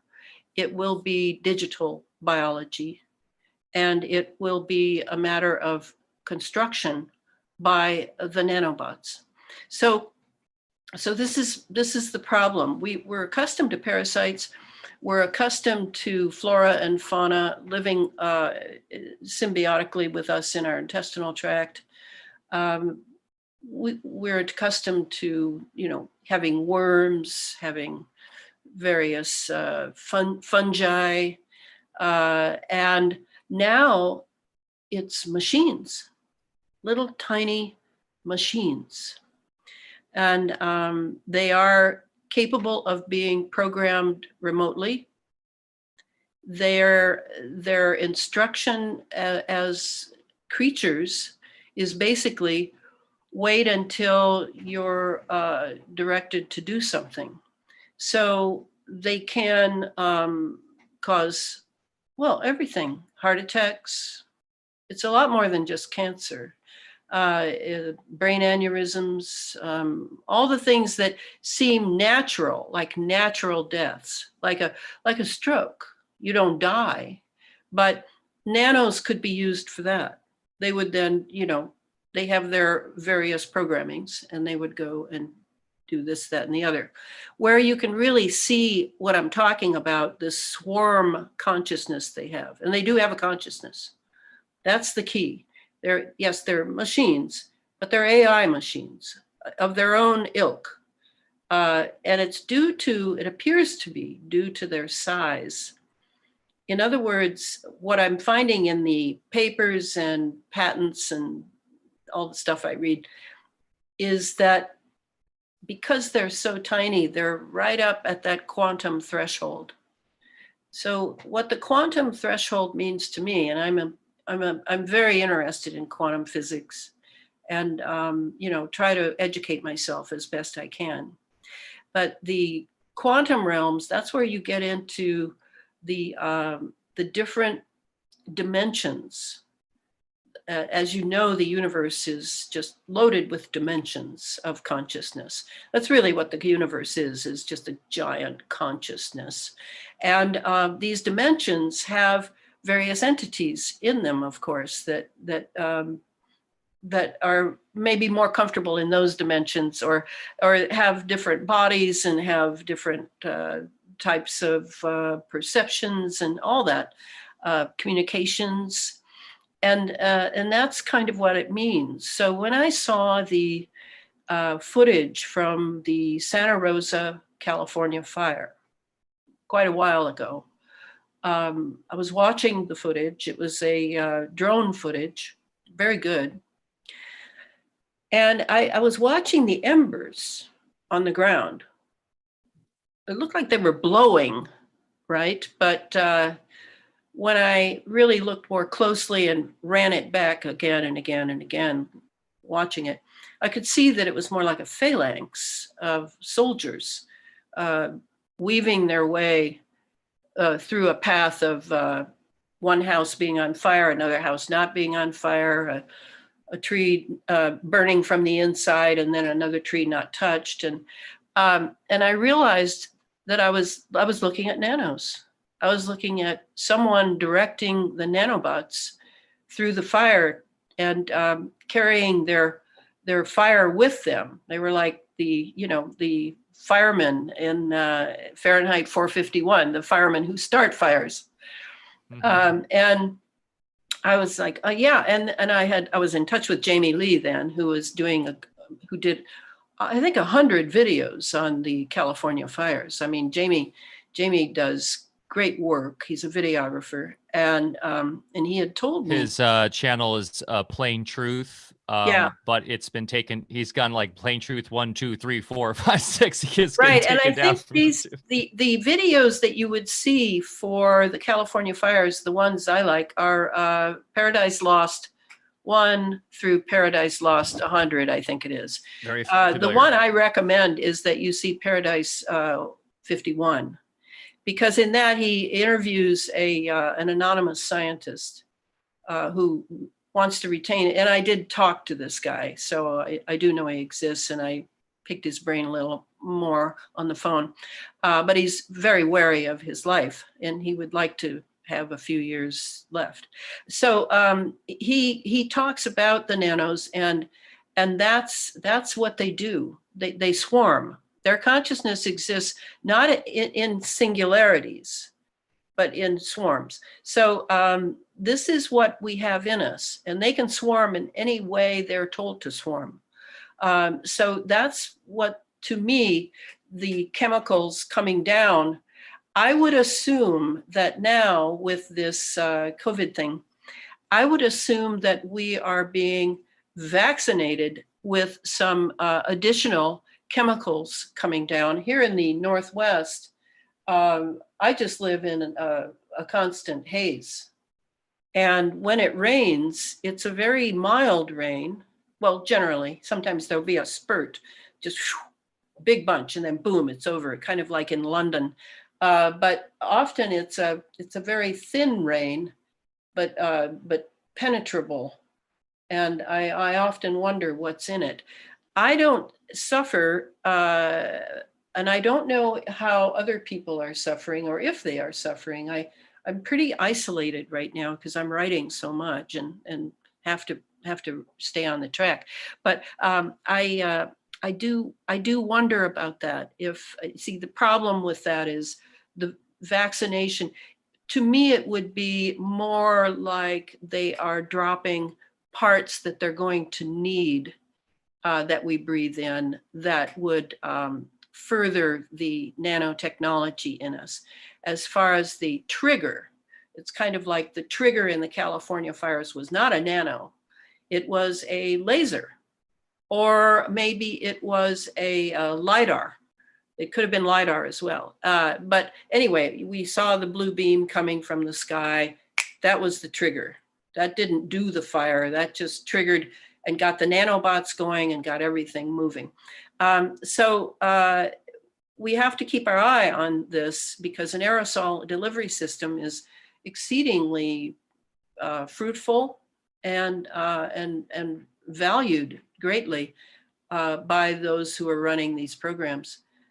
So that's, to me, the main thing to say about the atmosphere. You know it's electromagnetic all the time, and that's a piece of cake. You can use a radar installation. You can use the satellites and the lasers on the satellites. There's a lot of ways to triangulate. They have a system of destruction called interferometry, and they can cross beams over the target area and really hit it. And right now, what I'm watching, because of the great work by one of our activists named Rick Duart at Weather Warfare, Rick is documenting amazing flood action going on all over the world right now. The problem is the wrong finger is on the geoengineering buttons. And I have watched Trump for, all this time. At first, I wondered if he even knew what was going on with the geoengineering. I don't think he did.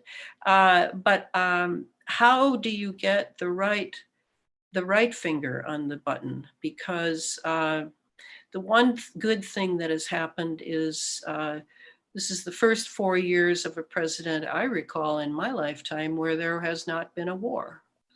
And so some things are going well, but this one still remains to be seen because I feel it's being used as a way to just crash the world everywhere possible, while Americans are distracted by the election thing and whatever else they can throw at us. So that's kind of the way I was thinking of going, Bear. Did you want me to go in another direction? No, that's good. While you brought it up, though, has your research brought you much into Trump himself? You know, he has some interesting ties with, I think, the Kennedy clan. Also, he had a friendship with Nixon. His uncle Fred, his connection with MIT, and allegedly he's the one that John recovered. John Trump. Oh, John, is it? Sorry, yeah, John. He recovered and he allegedly stuff. Yeah, and he recovered a lot of the Tesla. So what have you found out in that area? What I know, because I'm familiar with it, is that for the past year, I've been watching, longer than that. It seemed to me that since the war that is going on now, the Civil War we're involved in, that he's following Sun Tzu's Art of War. And that's a very short book. I read it when I ghostwrite books for people for money. And I did a CEO's book years ago. And I read The Art of War 3 times. It's a very short book, but it's that usual Asian subtle, right? You have to really feel your way into it. And I see that Trump uses it all the time, or the Trump team. I call it the Trump team because it certainly isn't just this one guy. And what that means is there are times when he'll say something and you'll go, oh, I can't believe he just said that. And then you see what happens. And what it really was a way to draw the enemy out. And then something usually happens to them because they think that he doesn't know, or they think he's sick, or they think he's whatever. But you can see, I think you'd have to be blind to not see how deeply hated he is by the deep state. And that in itself was enough for me to take another look. Because that depth of hatred and who he saved us from spoke volumes to me. So I have taken several looks, and sometimes, like, he'll say he's pro-vaccination, and right now he's setting up, whatever that's called, operation, whatever it's called, and then another time he'll be for more of something awful. I go with Coleridge's willing suspension of disbelief, and retain my faith that whatever is up, the divine world is also involved. And I will just, I'm very glad I'm not on those front lines that he is on. I'm on a sort of separate front line, I feel. And The Art of War. Everybody should read it, so you know what's going on, because this is the first president we've had in my lifetime, to my knowledge, that has had zero access to any mainstream media. I mean, zero, less than zero. They beat him up at every opportunity. So I'm hopeful, and if we don't make this cut, then America deserves everything it gets, because I have tried to wake people up my entire lifetime, and people have just slept in their self-satisfaction and their personal careers, and all the things that under good leadership you could have the liberty to do, but we didn't have good leadership. I couldn't even look at the previous president, much less listen to anything he said. I would feel ill in my stomach, and I have a very strong stomach. So I knew I was encountering some level of evil in this person that I saw no reason to really listen to him, because the cabal was still in control. And it's been a long-standing succession of people from that cabal. You have the Bushes, you have the Clintons, you have the Obamas. It's all bipartisan, all across the aisle. Yeah. I had my doubts initially with the current president, but as you pointed out, it doesn't seem like it's just pure theater, that they really don't like the guy. Oh. And then you have the kind of the ever Trumpers that, right or wrong, no matter what, he's playing 5D chess. And I'm starting to think that possibly he really is. Yeah, the 5D chess would be the Sun Tzu. Yeah. That's all. Yeah, and he exactly. even he said in 2 or 3 interviews that they've asked him what his favorite book is, and it's The Art of War. Mm-hmm. Did I need to be? I also believe his rhetoric about the vaccines, he's really talking about something else. Yes, he is. Yeah. Yes. And remember, the very first thing he did, you probably don't remember, but I am a big proponent of, I have a friend in London who is one of the leading edge activists against pedophiles, especially the ones in government there. And I follow that assiduously. I'm the survivor of incest myself, so I'm very interested in what happens to children. And I discovered that the very first thing he did was to lock down the funds of anyone found to be involved in human trafficking. Can't take it out of the US. Can't take it out. And I said, this guy is going to do something for children. Yeah. And I've sent some of the things, mostly it's on a rumor mill basis at this point, because he has no access to mainstream media. And who would believe him anyway? No one. They would make fun of him. One of the greatest things he's done is the rescue of thousands of children from these underground bases. Well, And it is interesting though, because even just it would like what I noticed as soon as 2016, 2017, I'd go to airports and I saw this stop human trafficking literature everywhere.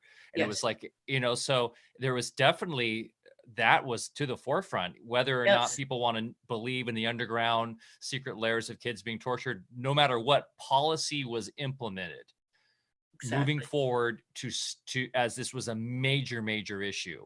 That, and we know there are even the mainstream media had to come out with multiple reports of arrests and raids of places where kids were being held. I mean, on mainstream media, this was Once in reported. a while, but not at all anything about the big. Correct. I But my mean, point is that's how big it's been, is that even mainstream media has had to put out, they couldn't keep it all in wraps. they couldn't negate it all. Yes. And that is huge. And that was what drew my attention to him first, was like, that was an EO I could believe in. I was like, oh yeah, he's going to go after these guys.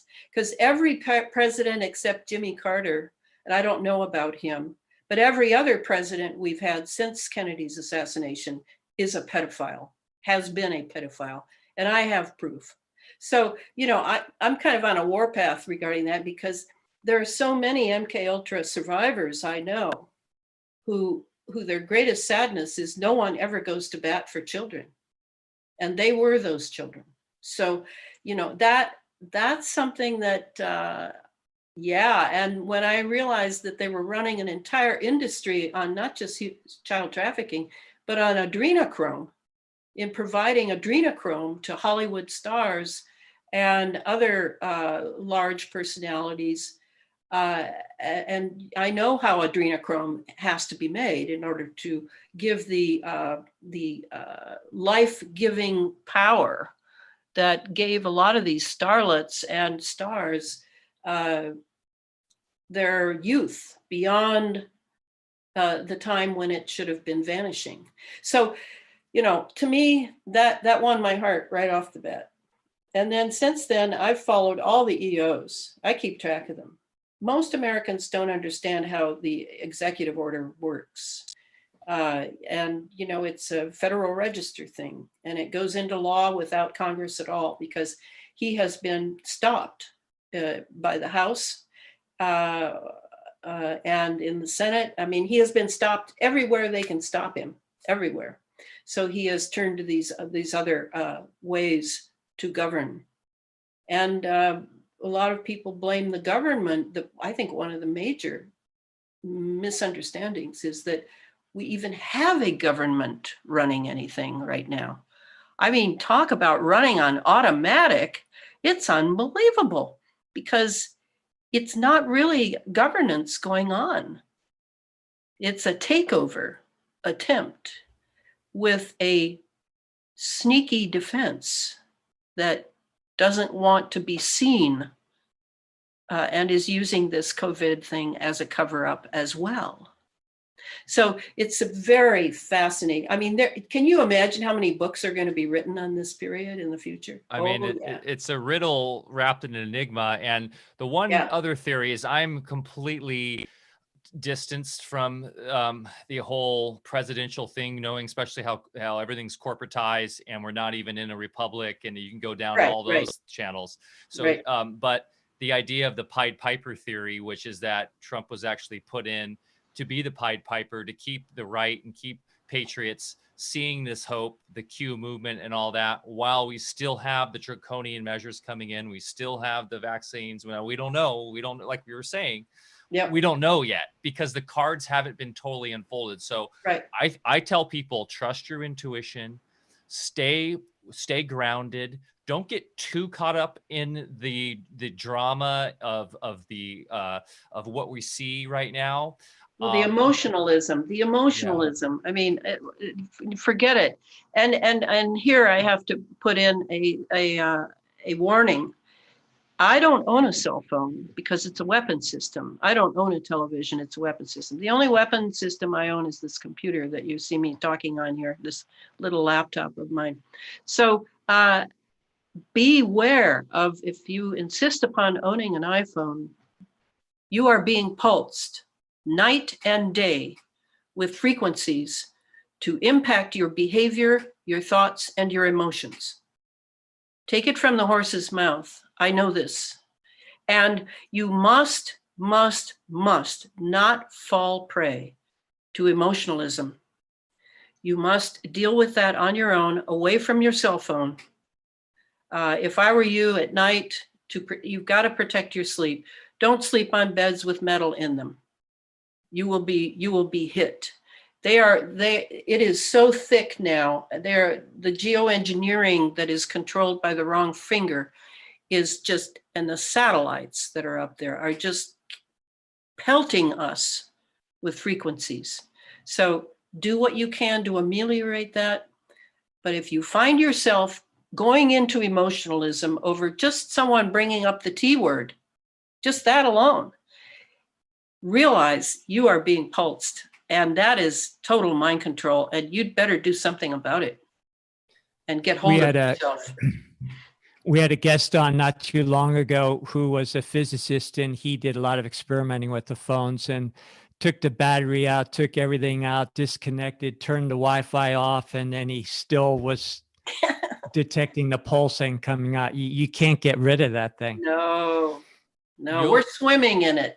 You'll appreciate this, Elana, though. I'm part of a group that is the smartphone Operation Smartphone Emancipation. Oh, great. And there's a movement of people rejecting the centralized smartphone companies and going back. I'm actually looking to go back to a BlackBerry for now. And because I still need it for my emails and stuff while I'm on the run, because that's helping my activism. That's helping run the company. Like, I need to be in tap with that. But there is like a pretty big movement of people understanding, like, whoa, and a lot of it's just like being captured emotionally and spiritually by all the apps on there, your attention, right? It's constantly taking you out of the natural world, because you're like, what? I need that endorphin, rush from likes and follows and what's going on. And but there is like, that's back to the hit 60s hippies back, and now we have our own, it's, so there are these awakenings and these things, really cool things happening. And personally, this is the spiritual side you're talking about, and what we talk about all the time is, I really feel like if we do our job right, we will move to a place where we can be psychic again. We can be connected psychically. We can be going out of body, meeting and doing stuff, and doing commerce in the astral realm or whatever. And we can then see the nanobots. We can control them like the Matrix. We can get rid of them. We can become the true warriors we need to be through our own spiritual tapping in that Steiner talks about. And then it's all becomes like the Matrix, like Neo, and just. Whoa, you're way ahead of me. You're way ahead of me. And as long as we don't fall into the glamour of thinking we're above it when we aren't, and we certainly have those potentials, but we have to be grounded at the same time.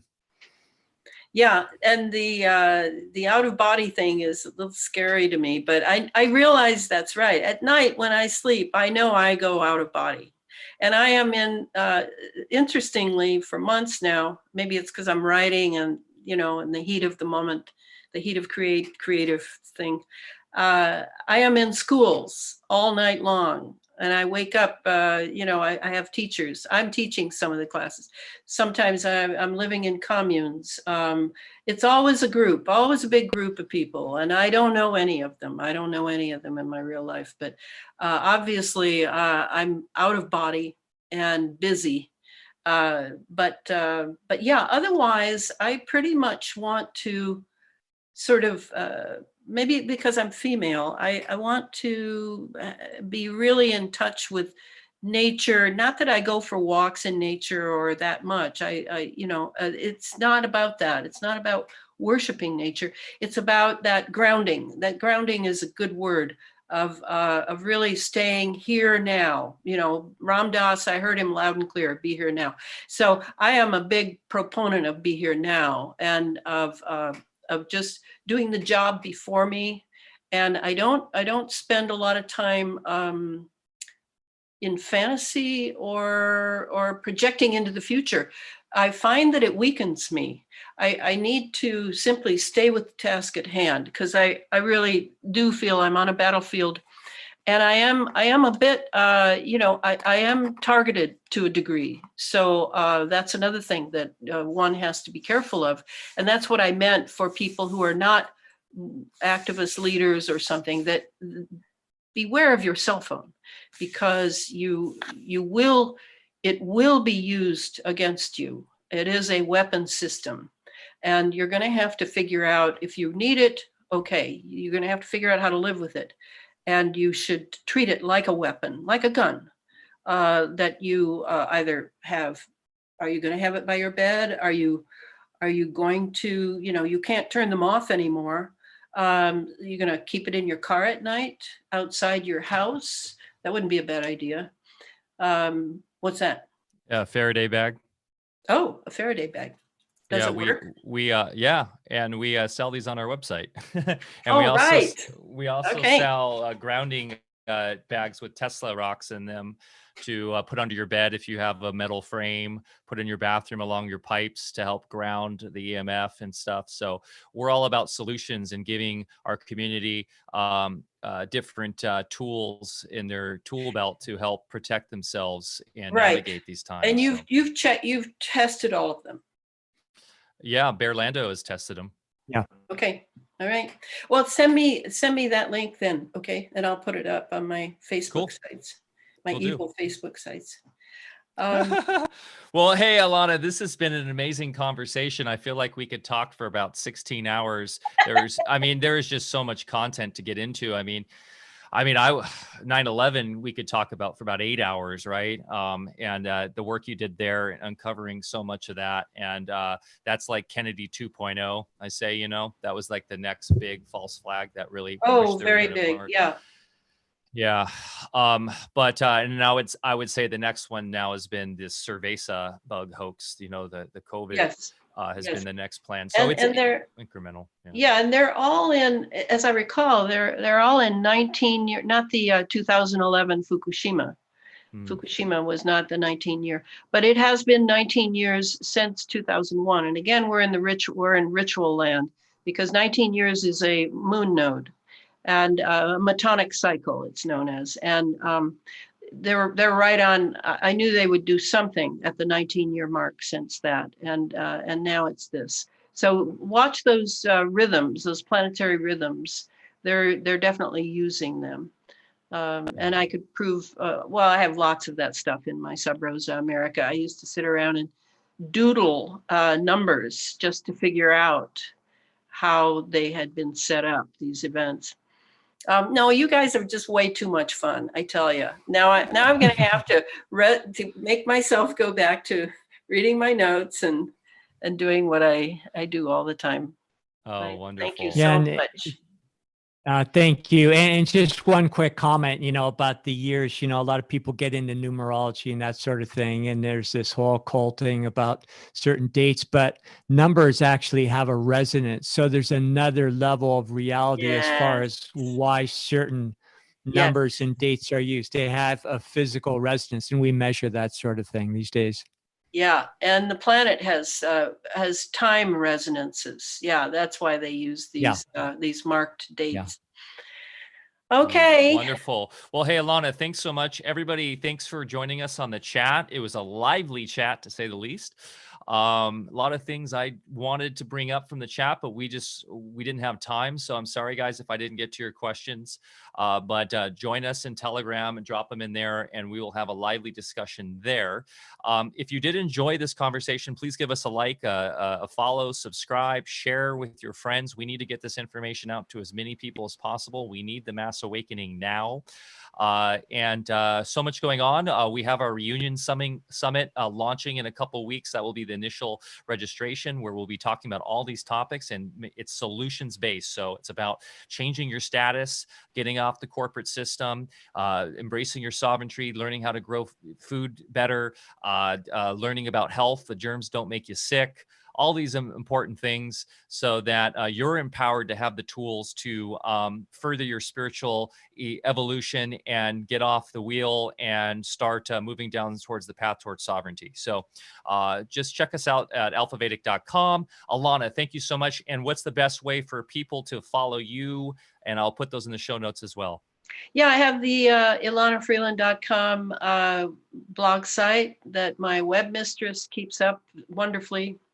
And then I have 2 Facebook private sites, because I've lost control of my Elana Freeland Facebook site. The 2 sites are Elana Freeland Under an Ionized Sky and Elana Freeland Sub Rosa America. And they have different subjects, needless to say. So those are how you can, there's an email available for me at the ilanafreeland.com site. It's a Proton Mail site. Wonderful. Please, everybody, if you aren't already, go follow Elana and engage with her community. I have a feeling you're going to learn a lot more. Buy her books, alphavedic.com/book list. Amazing reads. Let's support Elana. And thank you so much again. Everybody, have a beautiful day. Get outside, get your feet in the soil, go ground, go plant something, go for a hike. Mother Nature is the best. Everything. Really. So thanks again, guys, and have a beautiful day.